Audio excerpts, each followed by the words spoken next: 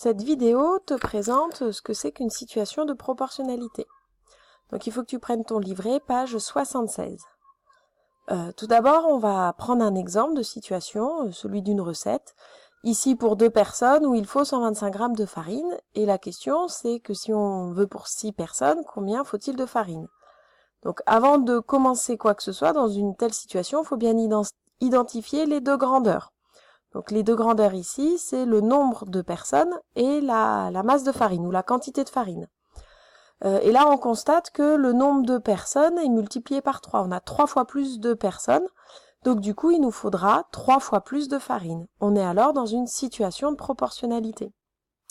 Donc la définition qui est donnée dans ton livret correspond pas trop à celle qu'on a fait en classe. Donc c'est là où tu vas devoir découper un rectangle de la même dimension que celui qui est dans ton livret. Et puis scotcher par-dessus, alors sans forcément ou en dessous, mais sans forcément cacher celle-là, parce que cette propriété à livrer, mais c'est pas celle-là que je veux que tu retiennes. Celle que je veux que tu retiennes et qui correspond à vraiment ce qu'on a travaillé en classe, c'est celle où on dit que 2 grandeurs sont proportionnelles. Quand une grandeur est multipliée ou divisée par 2, 3 ou n'importe quel nombre, un autre nombre qui n'est pas nul, l'autre grandeur l'est aussi. Sur la recette, on a multiplié par 3 le nombre de personnes, donc la quantité de farine est multipliée par 3. C'est une situation de proportionnalité.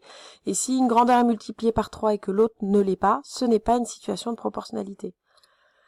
Un exemple de situation de non-proportionnalité, Paul a 6 ans, il mesure 1,10 m, peut-on prévoir la taille qu'il aura à 12 ans? Donc ici, les 2 grandeurs étudiées sont l'âge et la taille.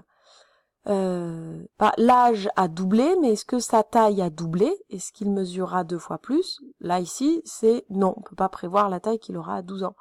Donc l'âge et la taille ne sont pas des grandeurs proportionnelles. On a vu aussi en classe que, ici, un autre argument pour dire que ce n'était pas proportionnel, la taille à un moment donné, toute personne à un moment donné s'arrête de grandir, donc la taille va devenir constante à partir d'un certain âge, alors que lui, l'âge continue d'avancer. Encore un troisième argument, c'est que au temps 0, donc ici le temps 0 pour une personne, ça serait au moment de sa naissance, donc il a 0 ans, 0 minutes juste au moment de sa naissance, quand on est, on fait pas 0 mètre. On a une certaine taille. Donc voilà 3 arguments pour montrer qu'ici cette situation n'est pas une situation de proportionnalité.